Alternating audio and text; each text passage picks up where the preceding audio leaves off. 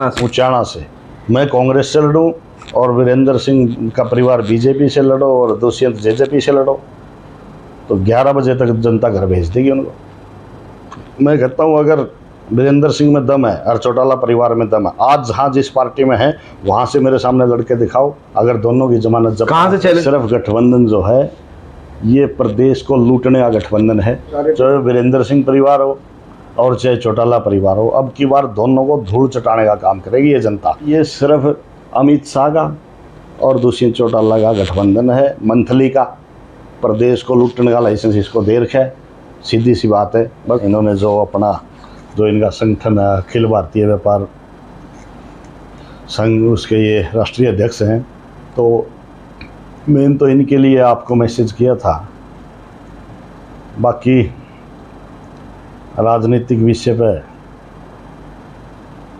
आज का जो है मैं ये कहना चाहूँगा कि आज हरियाणा प्रदेश के अंदर लोग, मैं कहूँगा लोग मतलब इसमें व्यापारी आ गए, मजदूर आ गया, किसान आ गया, 36 बिरादरी की मैं बात करूँगा कि आज हर बिरादरी, हर वर्ग ने मन बना लिया कि भाई अब की बार कांग्रेस को सपोर्ट करना है और कांग्रेस को वोट देना है।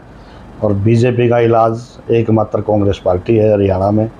इसलिए चाहे व्यापारी हो, चाहे किसान हो, चाहे मजदूर वर्ग हो, सब ने अपना मन बना लिया कि चौधरी भूपेंद्र सिंह हुड्डा को प्रदेश की बागडोर सौंपनी है और कांग्रेस पार्टी को मजबूत करना है। क्या कारण है कि इन्होंने मन बनाना पड़ा कि कांग्रेस पार्टी की तरफ जाना पड़ेगा? कारण तो ये आपके सामने है सारा। हर वर्ग त्राई त्राई कर रहा है। महंगाई देख लो आप, कहाँ 400 रुपये का सिलेंडर होता था, आज सिलेंडर 1100-1200 रुपये पहुँच रहा है। सब्जियों के रेट, दालों के रेट देख लो, 60-65 रुपये केजी दालें होती थी, आज 150 रुपये केजी दाल मिल रही है। और भी किसी भी चीज़ को आप, पेट्रोल डीजल देख लो आप, कहाँ 40 रुपये से 45 रुपये से, और आज 100 रुपये लीटर है, चाहे डीजल हो और चाहे पेट्रोल हो। आप किसी चीज़ को भी उठा के देख लीजिए तो इतनी मार हर वर्ग पे पड़ी है। गरीब आदमी का तो जीना दुर्भर हो गया जी। तो हर वर्ग दुखी है, इसलिए दुखी होकर हर वर्ग ने ये फैसला कराया कि भाई कांग्रेस पार्टी ही एकमात्र विकल्प है जो लोगों का, हर वर्ग का भला कर सकती है। कांग्रेस पार्टी के अंदर भी कहीं ना कहीं अभी जो है गुटबाजी चली हुई, पीछे आपने देखा होगा जिंद रेस्ट हाउस की बात करें, यमुनानगर की बात करें, तो एक तरफ ISR के ग्रुप है, एक तरफ हुड्डा ग्रुप है। किस तरीके से देखते हैं? ऐसा है, ये कोई गुटबाजी नहीं है, बड़ा परिवार है। बड़े परिवार में ज़्यादा बर्तन होंगे तो खुद क्या करें। ये कोई इश्क ज़्यादा बड़ी बात नहीं, कोई महत्व की बात नहीं है। आप नहीं मानते इससे कोई वोट बैंक में? ना कुछ नहीं। लोगों ने मन बना रखा कि चौधरी भूपेंद्र सिंह हुड्डा को प्रदेश का मुख्यमंत्री बनाना है। भूपेंद्र सिंह हुड्डा को ये क्यों बनाना चाह रहे हो? भूपेंद्र सिंह हुड्डा का पिछले 10 साल का कार्यकाल लोगों ने देखा है। लेकिन पिछले 10 साल के कार्यकाल में हर वर्ग खुश था। उस 10 साल के कार्यकाल के बाद कांग्रेस को सत्ता से बाहर भी होना पड़ा, वो भी तो कुछ कारण पे। वो फिर लोगों ने तुलना कर ली ना जी। उस 10 साल के कार्यकाल के लिए लोगों ने तुलना कर ली उससे पहले के जो राज रहे जिस भी पार्टी का रहा और उसके बाद का जो राज रहा, तो लोगों ने तुलना करके फैसला कर लिया कि भाई भूपेंद्र सिंह हुड्डा का जो 10 साल का कार्यकाल था, आज तक जब से हरियाणा बना है उससे बेहतर कोई कार्यकाल नहीं रहा। तो मैं तो ये कहूँगा कि प्रदेश के सबसे बेहतर मुख्यमंत्री साबित हुए हैं चौधरी भूपेंद्र सिंह हुड्डा। और मैं नहीं कह रहा, ये हरियाणा प्रदेश का जन जन कह रहा है ये बात कि भाई चौधरी भूपेंद्र सिंह हुड्डा के राज में चाहे किसान की बात हो, किसान खुशहाल था। नारे लगाए लोगों ने, तो नारे बन गए थे कि हुड्डा तेरे राज में जीरी गई जहाज में। और इसी प्रकार से चाहे छोटा कोई वर्ग है, चाहे कर्मचारी है, भाई व्यापारी वर्ग है, छोटे दुकानदार, हर आदमी तो खुशहाल था, हर आदमी की जेब में पैसा था। लेकिन आज हर आदमी परेशान है। एक तो पैसा छिन गया, मतलब काम नहीं रहे लोगों के पास, और ऊपर से महंगाई की और ये नोटबंदी की GST की मारे पड़ी हैं व्यापारियों को खासकर। तो इन लोगों ने तुलना करके लोगों ने फैसला कराया है। जैसा कि आप बोल रहे हैं कि कांग्रेस ही एकमात्र विकल्प है, लेकिन इतने बड़े गठबंधन की क्या जरूरत पड़ी है कांग्रेस को? लेकिन मैं हरियाणा प्रदेश की बात कर रहा था कि हरियाणा प्रदेश के लोगों ने मन बना लिया कि यहाँ कांग्रेस, और हरियाणा प्रदेश नहीं वैसे तो पूरे देश में कांग्रेस ही विकल्प है, क्योंकि क्षेत्रीय पार्टियाँ ज़्यादा कारगर साबित नहीं होती लोगों की समस्याओं को सुलझाने के लिए, क्योंकि कांग्रेस एक नेशनलाइज पार्टी है और इस देश की सबसे पुरानी और सबसे बड़ी पार्टी है।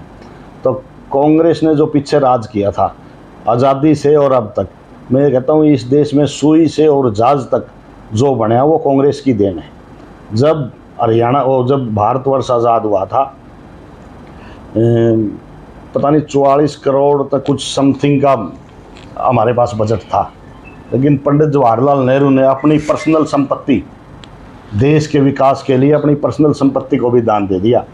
और इस देश के अंदर अनेकों college, engineering college, technology college, management college, अनेकों तो ऐसे कॉलेजों की स्थापना करी जिससे हमारे बच्चे पढ़ लिख कर बड़े बड़े इंजीनियर बने, मैनेजर बने और बड़े बड़े उद्योग स्थापित करे कांग्रेस ने। तो आज हर चीज़ कांग्रेस की देन है कि कांग्रेस के लिए और इस देश के लिए जितना नेहरू और गांधी परिवार ने बलिदान दिया है, इंदिरा गांधी ने शहीद हुई देश के लिए, राजीव गांधी इस देश के लिए शहीद हुए, और मैं तो यहाँ तक कहूँगा कि जवाहरलाल नेहरू भी इस टीस में मर गए थे कि जब उनका राज बदला था और जो उन्होंने विकास के लिए जो किया था, अपनी संपत्ति भी दान दे दी थी, लेकिन जो राज बदलने के बाद संघ ने पैर पसारने शुरू करे तो संघ इस देश की जड़ों में को खोखला करता गया। इसी टीस के अंदर पंडित जवाहरलाल नेहरू की मृत्यु हुई थी। वीरेंद्र जी हॉट सीट पे मौजूद हैं इस वक्त आप उचाना में, और हॉट सीट पर दो दिग्गज नेता हैं, एक चौधरी वीरेंद्र सिंह परिवार, एक तरफ डिप्टी सीएम दुष्यंत चौटाला। तो क्या इनके बीच में कोई कैंडिडेट कांग्रेस पार्टी का टिक पाना संभव है? ऐसा है, दिग्गज कोई माँ के पेट से जन्म नहीं लेता, दिग्गज जनता बनाती है। और एक साधारण परिवार के बच्चे को भी दिग्गज बनाने में ये मतलब ज़्यादा समय नहीं लगेगा। और लोगों ने मन बना लिया है कि अब की बार साधारण परिवार के बच्चे को यहाँ से जितवा करके विधानसभा में भेजना है।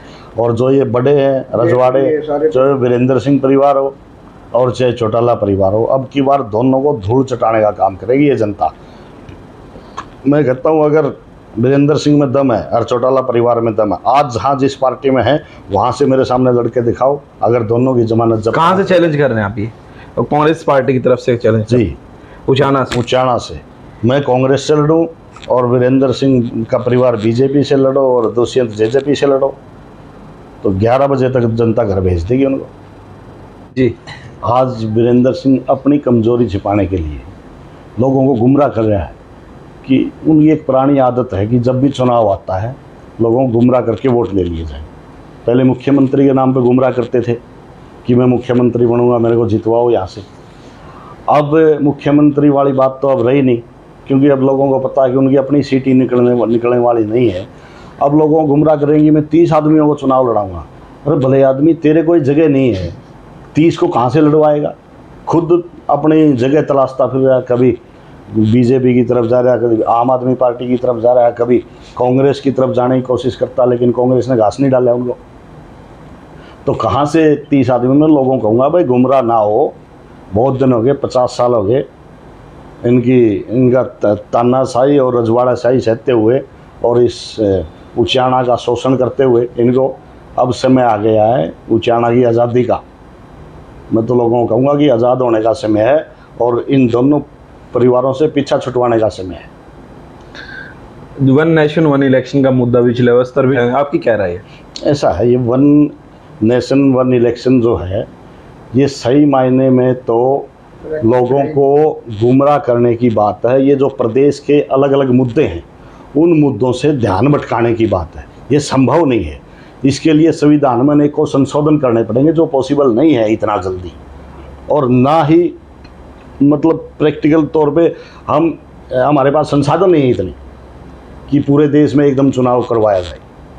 ये तो सिर्फ मुद्दों से भटकाने की बातें हैं और प्रदेश के जो अलग अलग प्रदेशों के अलग अलग मुद्दे हैं उनसे ध्यान भटकाना चाहते हैं लोगों का, और कुछ नहीं है इसके सिवा। इसमें राजनीतिक फ़ायदा क्या रहेगा, जैसे आपने ध्यान भटकाने की बात की है? इसमें राजनीतिक फ़ायदा ये है कि हर प्रदेश, अब जैसे इन 4 प्रदेशों में चुनाव होने हैं, 5 प्रदेशों में, वहाँ बीजेपी साफ है धरातल पे बिल्कुल, उनके अलग मुद्दे हैं। हरियाणा में मान लीजिए यहाँ बीजेपी साफ है, हमारे अलग मुद्दे हैं। तो हर प्रदेश के अलग मुद्दे हैं और वो जो भी है जो लोगों का मन बना है वो बीजेपी के बिल्कुल खिलाफ बना हुआ है प्रदेश वाइज। तो वो लोगों का ध्यान भटकाना चाहते हैं और कुछ नहीं है। हरियाणा की बात करें तो हरियाणा में गठबंधन में सरकार चल रही है, अभी तरीके से देखते हैं मजबूती अगर कहीं तो मिल सकती है कहीं ना कहीं जेजेपी ना तो इनको किसी को मजबूती मिलेगी, और ये सिर्फ गठबंधन जो है ये प्रदेश को लूटने का गठबंधन है और कोई गठबंधन नहीं। दोनों पार्टियों के नेता अलग अलग स्टेटमेंट देते हैं। अभी 3 दिन पहले मनीष ग्रोवर की स्टेटमेंट थी कि हम 10 की 10 सीटों पर लड़ेंगे, तो पत्रकारों और साथियों ने पूछा कि भाई जेजेपी कहाँ जाएगी, उन्होंने कहा भाड़ में जाए जेजेपी, हमें नहीं पता कहाँ जाएगी जेजेपी। तो ये सिर्फ अमित शाह का और दुष्यंत चौटाला का गठबंधन है, मंथली का, प्रदेश को लूटने का लाइसेंस इसको दे रखा है। सीधी सी बात है, बस जो 200-250 करोड़ मंथली आवे कुछ वहाँ पहुँचा दे, ये उसके चक्कर में ये बचा हुआ है। ये तो डेढ़ी में पैराडाई बैठा, धक्के इतने लाग लिए इसके, ठीक है, लेकिन नकटार बेशरम आदमी हो रहे हैं। सच्चाई तो ये है। पीछे एक रैली में दुष्यंत चौटाला ने 800 करोड़ के कामों की लिस्ट दी, तो इसके बारे में आप क्या कहें? काम तो धरातल पर आप देख लीजिए, यहाँ का ले लिए उचाना का, अगर कहीं भी धरातल पर एक भी ईंट लगी हुई दिखाई देती हो आपको? मैं कॉन्स्टिट्यूएंसी के 65 गांव हैं, हर गांव में हर गांव में पता नहीं कितनी बार मेरा चक्कर लगा है, और रूटीन में जाता भी हूँ। 2-4 गांव में डेली जाऊँ, कहीं डेथ पे जाना है, कोई शादी में जाना है, कहीं और खुशी गम में आना जाना रहता है, तो हमें तो कहीं भी एक ईंट लगाई दिखती नहीं। वो कहाँ लगा दिए इन 800 करोड़? अगर काम होते तो लोग नाराज क्यों होते? ये बिल्कुल नकम्मी और नकारा सरकार है जो हर प्रकार से विफल हुई है। आप गांव-गांव जा रहे, दौरे कर रहे हैं गांव-गांव में, किस तरीके का रुझान लोगों में कांग्रेस पार्टी को लेकर?